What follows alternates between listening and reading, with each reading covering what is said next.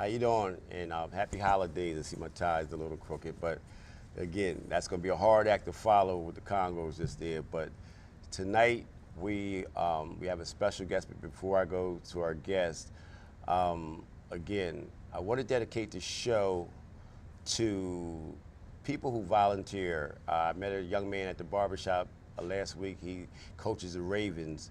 And you have a lot of young people out there who coach, who do great things in our community, and they're really the unsung heroes of our community that don't get no recognition. And they like the parents of these children, and they do great work. So for all the people who volunteer, who help out in our community, I just want to say thanks, and maybe one day that we can have a nice dinner at the Chase Center for a lot of these people who volunteer and who help our community out. I mean, our community is in a crisis. We have so many different things are going on that are wrong, but we got also a lot of things are right. And I think Channel 28 is doing an awesome job. Lapa is doing an awesome job, and we have young people on TV. We have everybody covering all sorts of topics. Again, tonight's topic is going to be health. That's another one of our things that we're dealing with. We're going to have, again, we've got a great guest on, but tonight's going to be about health, taking care of yourself, about sickle cell and other different medical issues. So tonight, I would like to introduce you to Dr. Anderson. Thank you for having me on the show. Okay. Dr. Anderson, can you tell everybody a little bit about your background and how did you become where you are today as a doctor and what you're doing? So my mother was a nurse and my uncle was a nurse anesthetist. He was actually the first African-American male nurse anesthetist to practice in New York. And I followed after my mother and decided to go into nursing. And I went to University of Delaware where I did my bachelor's and my master's degree. And then I received my doctorate at Thomas Jefferson University. I have almost 20 years of experience working in a specialty called hematology that's taking care of children and adults with blood disorders, but I am a sickle cell expert. Okay. And she's a Womatonian. You have a sister who is, talk to about both of your sisters in the medical field. Yes, so I have a younger sister named Annika. People may know her. She went to Delaware State, and she's a pharmacist, and she practices at the VA hospital. And then I have another older sister named Kayleen who also went into nursing, and she followed after my mother. And she is served in the United States Air Force, was a captain, and she also practices as an advanced practice nurse at the VA hospital as well. Now, is your younger sister, is she a doctor in pharmaceutical? She's a pharmacist, so she's a doctorate in pharmacy. Okay, good. Explain to us again about sickle cell and explain what sickle cell means. So sickle cell disease is an inherited genetic disorder that affects the blood cells. And because the blood cells are shaped like a crescent or misshapen, under certain conditions like stressors, infection, cold weather, hot weather, being dehydrated, it causes the blood cells to clump together. And when there's a lack of oxygen in blood supply to the vessels and the major organs, it causes excruciating pain. So that's the #1 reason in the research that I've done that brings Delawarean adults to the emergency room is sickle cell crisis. Okay. Also, and we'll be moving around. Explain, like sickle cell they didn't start testing for sickle cell until 1993. A lot of people think like me and other people who may have the trait, but they don't know because the test wasn't involved at that time. So people think I'm anemic, my blood's low, like I'm always cold. Can you explain a little bit about that?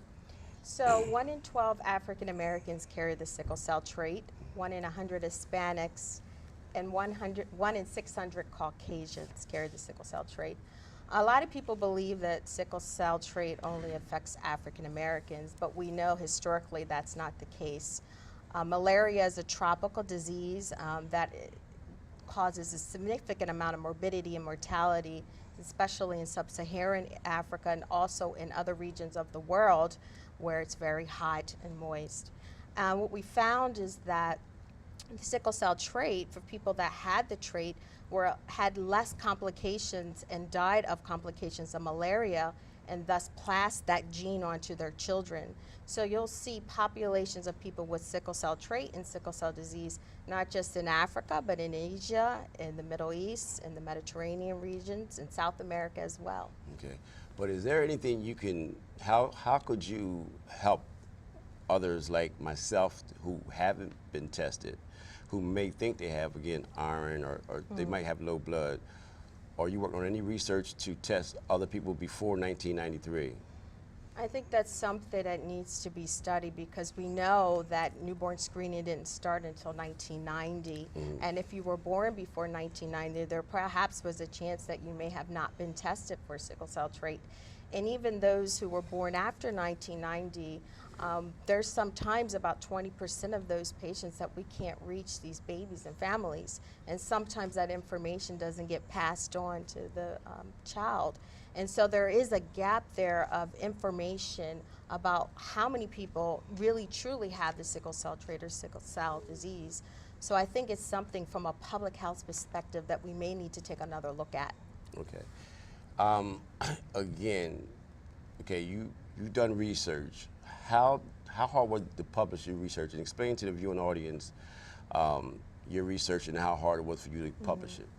So I came back to Delaware about 5 years ago to see what I could do to develop a comprehensive sickle cell program for adults. Having come from Pennsylvania, was one of 10 centers that was nationally recognized and funded by the NIH. And unfortunately, that funding was dispersed to another area. And so part of my doctorate work was looking at populations and looking at cost of care for the adults with sickle cell. And I tried to get it published in a medical journal, but it was very difficult to find a journal that was interested in even publishing anything on sickle cell. And I sent it out to about 3 or 4 different journals, and I was rejected by all of them. Okay. And it wasn't until the 4th try that I was able to get it in. Okay. Now, also what people don't know about your research, explain about President Nixon and the Black Panthers for the research. So one of the things I found from a historical perspective is that the Black Panthers were the first group to actually start testing the African American community for sickle cell trait. And they used sickle cell as a platform to help get Richard Nixon, our president, elected. And they pushed for President Nixon to fund sickle cell treatment centers across the country. And so the Black Panthers played an integral part in that. Okay. And again, also, can you explain to the viewing audience that there were other races that had the trait, but they were scared to talk about it because Caucasian race, and they didn't understand why they had the trait. Can you explain what happened? Or you want? And I have a clip as well to show. So I just want to say that, you know, it's sometimes an uncomfortable topic to talk about in people of other ethnicities because they feel that it only affects us as African Americans. And what we know is that 1 in 600 Caucasians, 1 in 100 Hispanics carry the sickle cell trait. And I had a young, beautiful blue-eyed, blonde-haired baby that came in my office who had the sickle cell trait. And the father was adamant that the baby's father was African American and he wasn't the father of the child. And so once we tested the father, we found out he had the sickle cell trait and he was of Italian descent. And so we had to do a lot of education and teaching around it, reassuring him that he had a healthy baby and that this had nothing to do with race. It had to do with a population of people trying to survive an endemic of malaria. Okay. So you want Ivan to show the clip? Yes. Okay. Ivan, could you show the clip?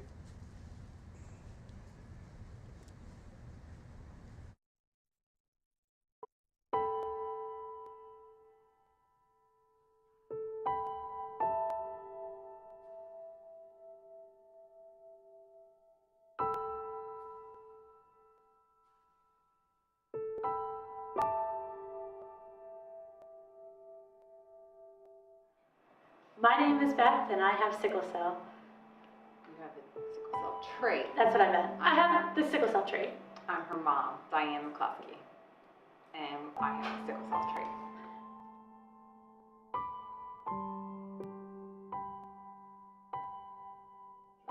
Right after Beth was born, September 24th, 1993, I brought this wonderful child into the world. And it must have been a couple weeks later, and I got a piece of paper in the mail, and I opened it up, and it, and said, informed me that, the blood test had come back, that my daughter had, tested positive for the sickle cell trait. And my first reaction was like, this can't be right because I'm Caucasian, And so I called the number, and I, explained to the person on the other line. I said, this can't be right. I said, I am Caucasian. And she said, this is her exact word.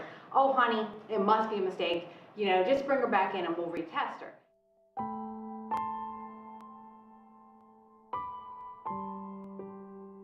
And so we went back in, we retested, it was positive again. And she's like, you need to go to your pediatrician. So I took her to the pediatrician, and he's like, this can't be right, So he tested her again, third time, and positive. And he's like, that's it, I'm testing you, I'm testing your son, Brian. And so they came back positive. And he's like, this is the first time in 35 years of practice that I have had a Caucasian family with sickle cell trait. Yes. When did you find out that you had the sickle cell trait? Was this story told to you? Basically, that's kind of how it was told. It was probably from my brother. He's always been very adventurous, wanting to skydive, scuba dive, whatever. And I showed the same interest, and that's kind of how I found out, was by saying, I want to swim with the dolphins, and I want to swim with the fish, and hey, you can't because you have sickle cell trait. So that was kind of, I didn't really know what it was, but I kind of found out from her through that there was limitations because I did have the trait.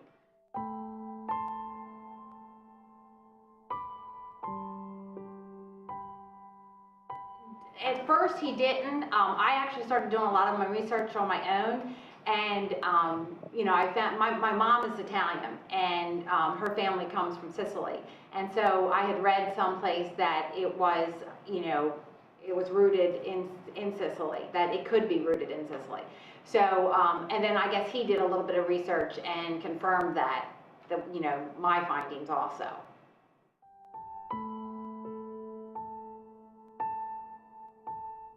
It's almost like a background check. You have to figure out, whether or not they have it, because it can be passed on. So there's extra worry. I know, obviously, she passed it on. So now it's me next. So now I have to make sure that I'm more careful with finding, in a significant other, whether or not they have it or whether or not, because it can be passed on to children with the trait.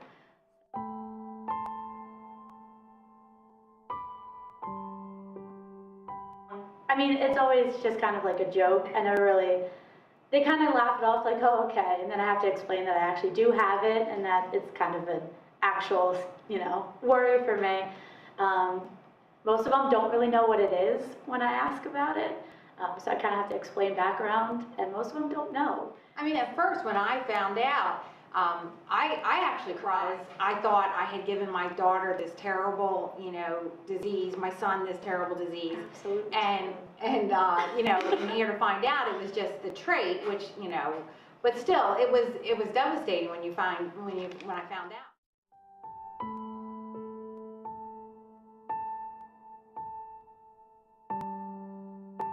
Oh, I didn't know that. Did you know? No, I did not know that. Okay, well, now I know.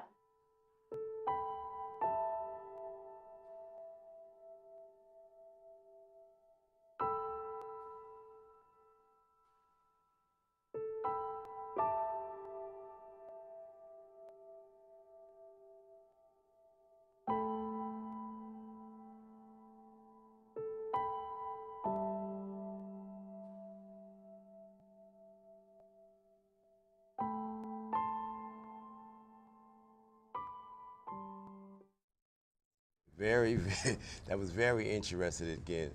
Also, you had a situation where, explain about another situation in Philadelphia about the parent was tested and it wasn't.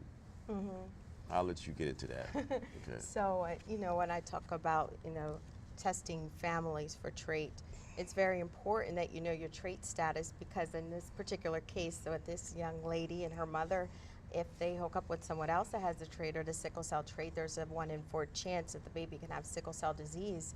And brought a baby in, was a newly diagnosed child with sickle cell disease. And the father was in the military, and he said, well, I don't know if I have the sickle cell trait or not. The mother did. And so I said, well, this is something that we can test you for to see, because you have to have the trait or sickle cell disease in order for your baby to have it. And subsequently, we did the testing, and we found out that the father, he wasn't the father of the baby. Okay. Okay. So you have to be, you know, kind of cognizant that you could have an outcome that you may not want to. Now, also, too, I know you do wellness and other things. Explain about the NCAA recommendations as far as college Division I that they have to do testing, and what's going on with that. So I have another clip to share with the viewing audience about that. But just to say that in 2010, that the NCAA recommends that all Division I athletes get tested for sickle cell trait. And the reason being, there was a football player at Rice University that died from complications of sickle cell trait doing strenuous exercise. What happened is he wasn't getting enough oxygen and hydration to his body and his tissues, and he went in cardiac arrest and died. And so the parents really pushed for the NCAA to mandate that all athletes get tested for sickle cell trait, because this young man, the parents did not know he had the sickle cell trait. Thus, if you're aware that you have it, there are symptoms that if you're exercising, your point to that where you're becoming exhausted, you can rest, stop. If you're experiencing muscle cramps, extreme fatigue, and shortness of breath, you need to come out and hydrate yourself and catch your breath. And that's something that's very difficult sometimes for athletes because we want to push ourselves to that limit, but we do know that it can be very dangerous in people with sickle cell trait. Okay, now they have to sign a waiver. You said it was controversial. They have to sign a waiver? Can you explain that? If they wish not to be tested for sickle cell trait or wish not to disclose it to the NCAA, then they have to sign a waiver that the NCAA is not liable if they have sickle cell trait and they have a sentinel event during training, exercise, or during when they're playing sports. Explain to me again about the holistic approach of medicine. And I know that you say that sometimes the patients don't get a chance to see the doctor 5 minutes, and you have a different type of approach. Can you explain that? Yes, and I think it's really important. The average time that a patient expends with their doctor is 8 to 10 minutes. And if someone has a lot of complex medical conditions, in addition to having to deal with other anxieties and mental health disorders, it's very difficult to really get to the underlying root of what's going on with the patient if you only have that much time. And I also think it's really important in our community, at least working with a population of people that suffer with chronic pain. We do know that about 30% of my patients have an underlying mental health disorder. They may be depressed because they're dealing with a lot of stressors in their life, living with chronic pain, trying to live a quality of life and having a disability. And therefore, I think it's really important that when we talk about holistic care, that we take a look at the patient's physical health, but also their mental health as well as their spiritual health, and that all are on an equal playing field. When we see a patient, we have to address all of those things. Okay, and do you think that's being done? I don't think it's being done as much as it should, and not to see the fault of the healthcare providers, it's just the way in which the insurance companies reimburse and how much they actually pay for a visit. I think that we have to move to a value-based type of model in which we award healthcare providers who provide quality care for patients. Okay. Also, okay, you do a newsletter, and I think it's every quarter.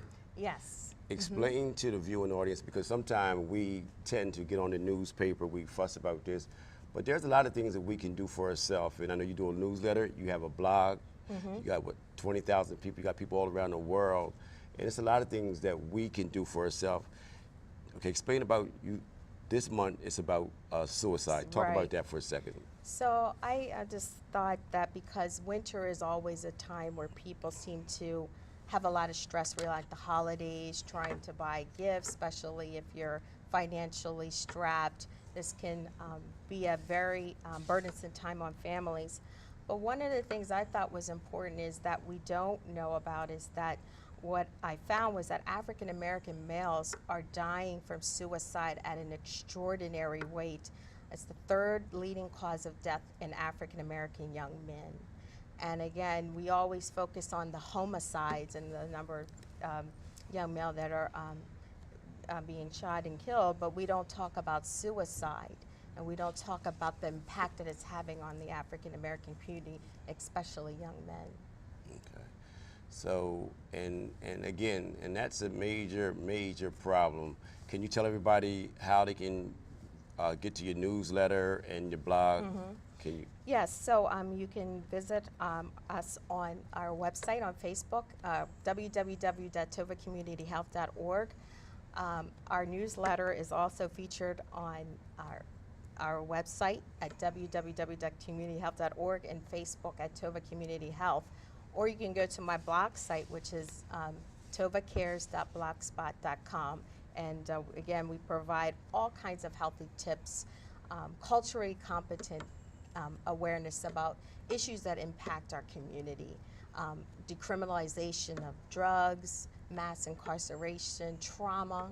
How do you deal with someone who's experienced a traumatic event, who's suffering from mental health disorders? You may also have other medical, physical problems as well. So I tried to provide a very holistic approach to care by just raising awareness and knowing that there's places that and resources that you can go to get help.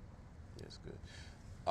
Also, too, I think you recently got your research. You can do research for University of Delaware. Can you explain that to the viewing audience about what's just happened to you? Yes, so the Board of Trustees at the University of Delaware appointed me as affiliated associate professor. And I'm very proud of that because that gives me the opportunity to really start to developing more research around sickle cell and all the other public health issues that are very dear to my heart, with the intent to improve care. Okay. And awareness about sickle cell trait and other things. And this is at University of Delaware? Yes. This is very good. What do you see in the future for you, sickle cell? And I know you do medical practice, you do other things. Where do you see the future going for you and what you're trying to do? I think I would like to see sickle cell be put on a global health platform. I'm very fortunate to be in a consortium with Johns Hopkins that has the highest concentration of people with sickle cell in the country, which includes the Virgin Islands and Puerto Rico. I would like to see if we could develop partnerships with other countries. Puerto Rico, my colleague, Dr. Lanscrum, just came back from Bahrain, which is in the Middle East, and she helped to set up a sickle cell program there. So I would like to do more outreach on the global health scale. Okay. Get out more out of the United States and maybe go to another country and partner. Okay. Now, what about, again, do you find it difficult as African American woman, because you just got nominated for Small Business Minority Woman of the Year. Can you talk about that? Yes, especially in healthcare and in the subspecialties that I work in, it's very much a challenge as a woman and an African American woman for your opinions to be valued and to really be able to advocate for your patients. But it doesn't mean it's not possible to achieve your goals. There's definitely lots of challenges and struggles that I've faced along the way, but again, if you stay focused and you have a vision, you just have to stick with it and keep moving forward.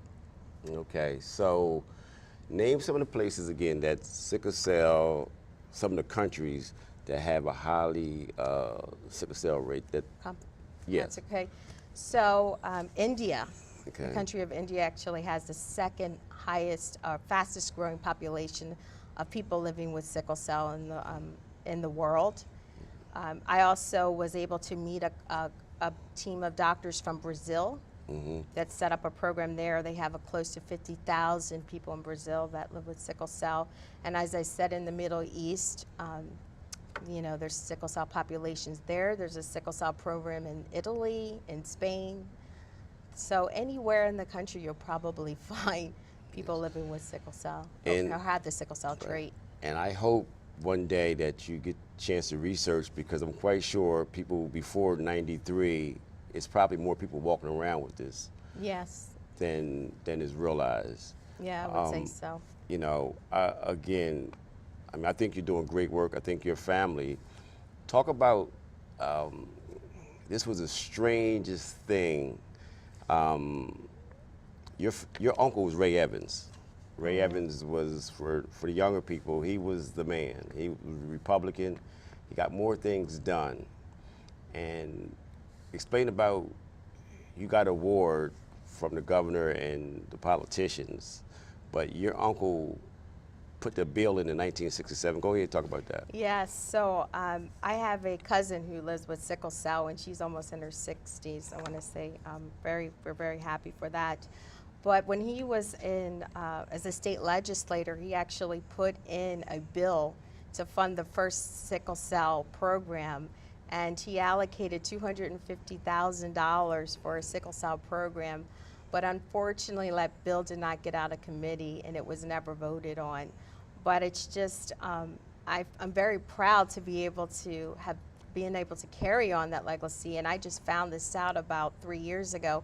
So I've been working in this and taking care of sickle cell patients for many, many years, and didn't know the groundwork that he had laid for me. Yeah, I mean, again, to see the award when the politicians, the legislators found out in 1967 your uncle was there, then you was there accepting the award on the sickle cell. Yeah. It was nice, but it was also spooky. Yeah. You know what I mean? But I just also want Wilmingtonians to know that we got a lot of people in Delaware doing great, great things that doesn't get reported. And again, you're from Wilmington, your family's from Wilmington. Your sister, she's a school teacher. Yes. Talk about your sister for a second, some of the things that Rachel does. So my sister Rachel speaks 6 languages. She teaches French and Spanish at Tally Middle School, but she's also fluent in Japanese, Arabic, and speaks some German. But she was always very talented in learning languages and being able to pick up languages. And that's something that she feels very passionate about, that as in our community, that we really need to make sure that our kids are learning a second language.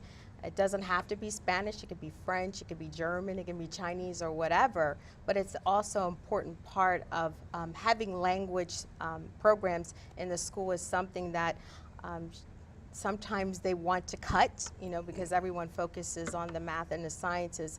But if you really want to have a comprehensive and a well-rounded child, they need to be exposed to the languages and at least have an appreciation for learning another language. What about, like I said again, what about the arts? We know you play the violin, you do different things. And I remember in school, every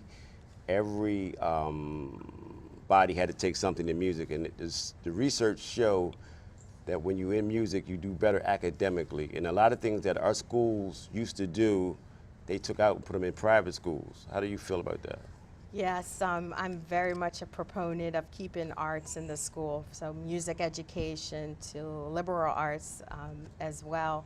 I was very fortunate enough to come up the public school at a time where they really did put the resources into making sure that children were able to take an instrument or learn an instrument. And if you are from a low-income family like myself, you could lease or rent a violin or a clarinet for about $10 a year.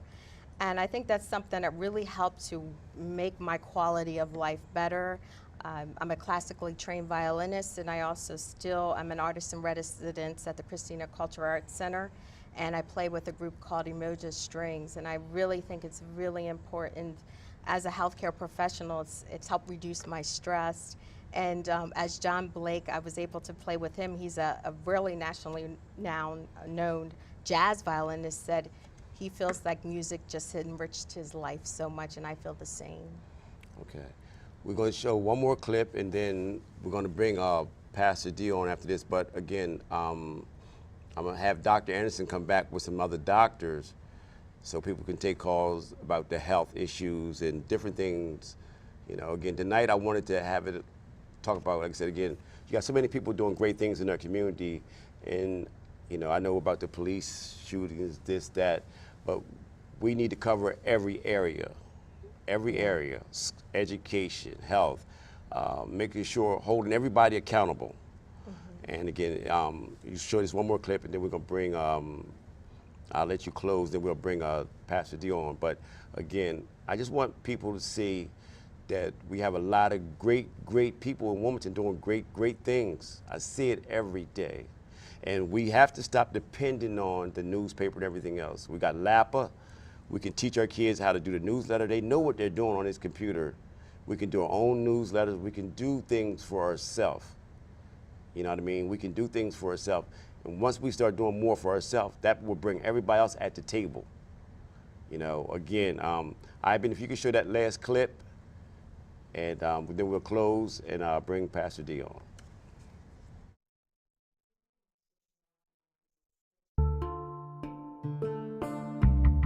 Hi, I'm Dr. Nina Anderson.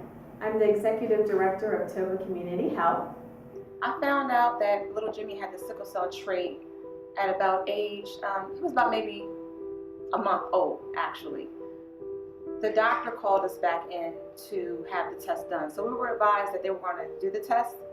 So we brought him into the center, and they did the little foot prick. It took me about 15 minutes. And I don't know if we got the results that day or we were called back later, but we got the results basically stating that he had the sickle cell trait. Now that I know my son has the trait, it's important to me because it's important to educate him.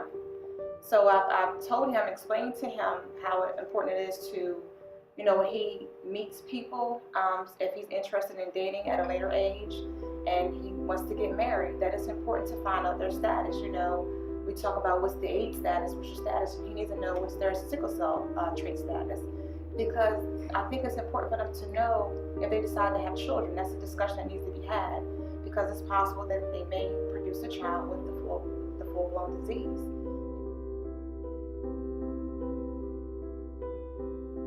It's really important to communicate with their teachers and their coaches if they're active in sports, to let them know, you know, to look for signs, you know, if they don't know if the child has sickle cell trait, for a child who may be going to the bathroom a lot, you know, or if they are complaining about having pains in their backs or their back or their legs, you know, that's important.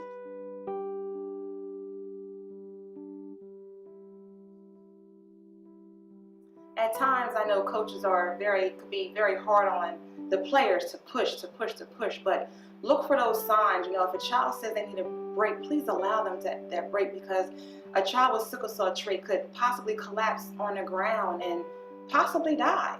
So it's important that, you know, the families communicate and be transparent to share this information. There's nothing to be ashamed about.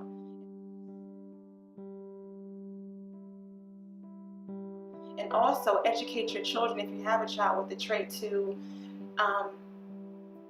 share that information with their spouse or the person that they're dating before they have children. You know, if they're educated on this, these are all different things that we can do to break the sickle cycle.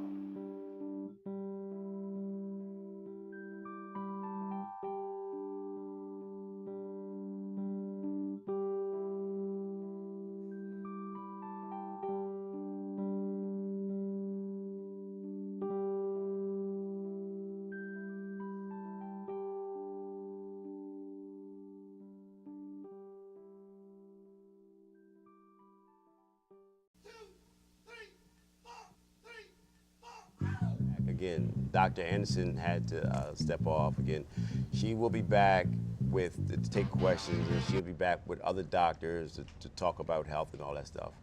And I'm proud of her, proud of the community. Right now, we have somebody who's no stranger to our community. Pastor D, what's going on? Merry Christmas, Merry brother. Christmas, you too. Happy to see you. How profound is that, Joyce? She said something that just rocked my world. She said, what was the percentage on American black men that commit suicide? Wow, we never hear that number. You know what I mean? And that's something to really think about when we're losing black men to violence and losing black men to police violence and suicide. So we got a lot of depressed black men out there, right? Definitely, definitely. And what do you? I mean, again, the New Year's coming in, and I didn't get a chance to. I didn't get a chance to ask the question, like I said, because a lot of things are going on. What do you see for 2016, far as how you see things?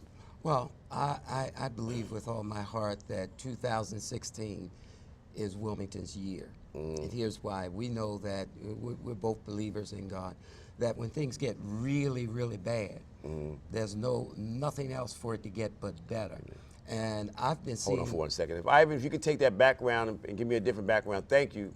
Go ahead, I'm sorry. I've been seeing, in my view, black leaders and politicians and preachers, I've been very proud to see that there seems to be an attitude of mercy and forgiveness amongst our people.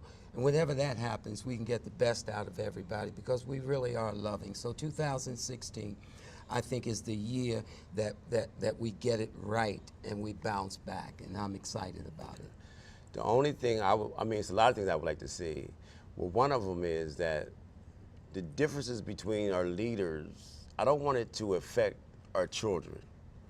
And if this one don't like this one and this one got a problem with this one, because one thing I'm going to do, and I wanted to say this without Dr. Anderson being on stage, is that I'm going to put a sign up there and show these sellout Negroes, these bobblehead sellout Negroes who come in our community doing damage. I mean, even the unions, and there's some things going on with me, they're trying to take me out. And, you know, for all what I've done, and but they perpetrate that they want to do something. I'm gonna read some letters, and we got a lot of sellout people who's trying to hurt our community. And I'm definitely, you know, going to expose them. Well, let me share something with you. We're classmates. We grew up together and in the same era. And right. I'm much younger than you, but go ahead. You're a little bit younger than me. You still chase me with that dog across the Governor Prince Boulevard, Julius. But let me share this with you, brother. You're gifted, you're consistent, and you've delivered good things for the brothers and sisters at the port. You've done that.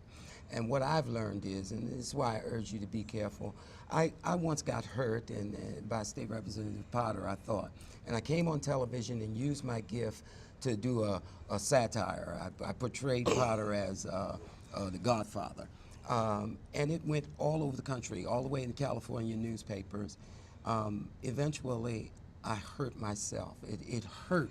I didn't realize that when I was doing it, it hurt Potter, his family, and what have you. I've recently had an experience where I criticized some folk that come on this set.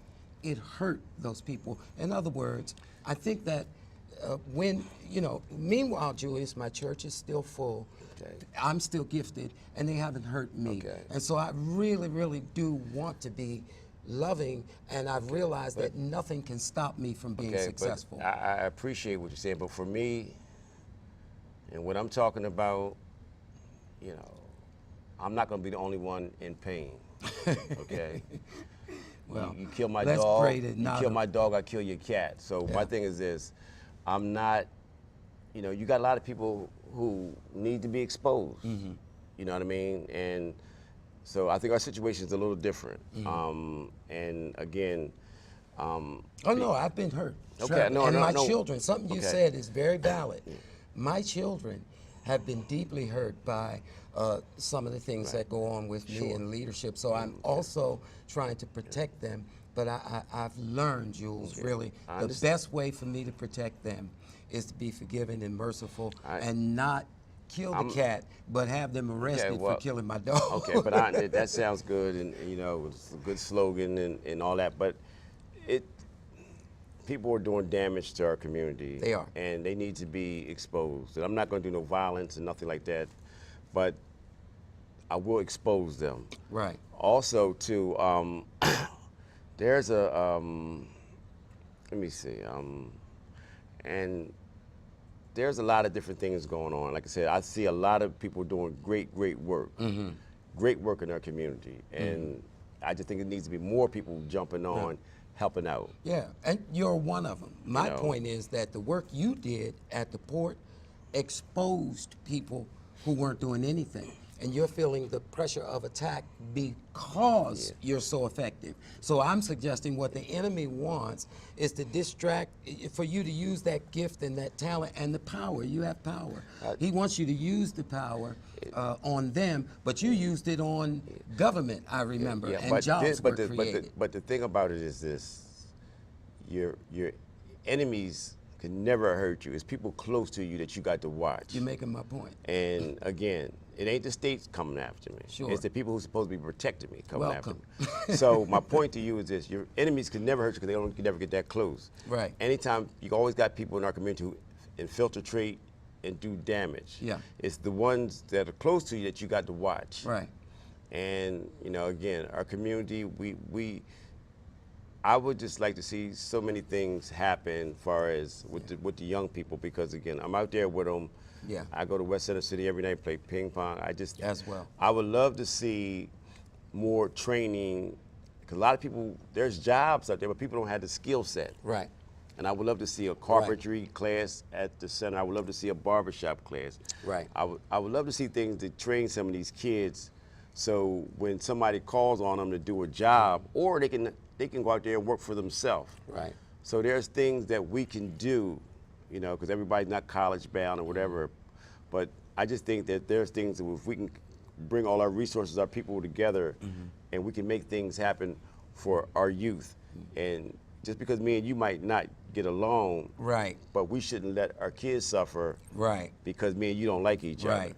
Because at the end of the day, we ain't got to go home. We can I'm work with you. together and fix it, and then go our I'm with separate you. ways. One thing for sure, we better have in 2016 is, and I'm glad you brought up the youth, is the re-entry for juveniles, because many of the juveniles who end up offending or shooting somebody, they've already been in fairs, great cottages and what have you, and they're coming back, and we've been focusing on adult re-entry and also gangs. We gotta get, I was in with Mayor Williams last week, some church members and I believe that, he's going to, before his administration ends, at least before the next election, because I know that's an interest of his.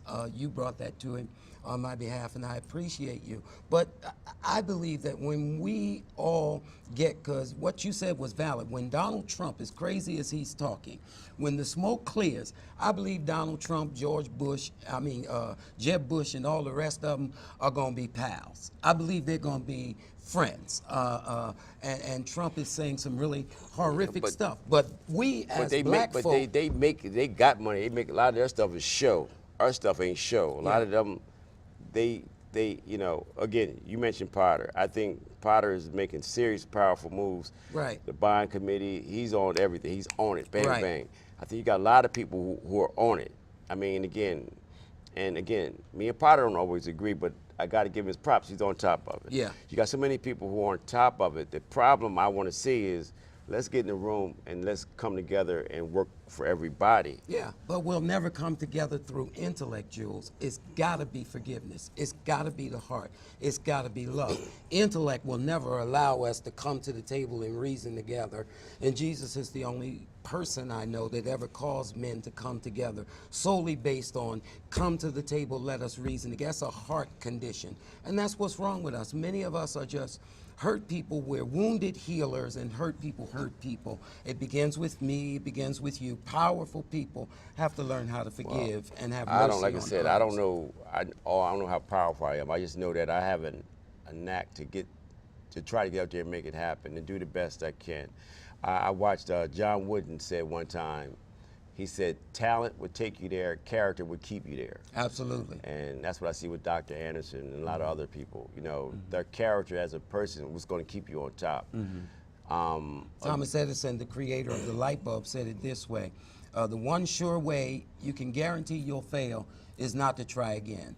The people that keep on going, when you keep on doing what you're doing, then guess what? The guarantee is if you stop, you'll fail. If you keep going, one day you'll break through and you will succeed. So we got to keep going with the love of one another. Keep going with forgiveness. Keep going with mercy.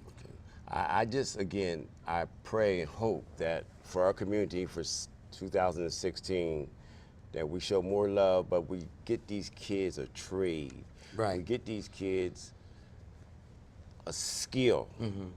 I mean, we got to get them a skill and a trade, and we got to get more involved. Right. We definitely got to get more involved because it can't keep going on like this. But children, I've never seen it this bad. The children in this city, Jules, they want a family, like I did when I was a kid. My step family, you know, my dad. I wanted to be a part of a family. These kids want that. That's why they initially join gangs.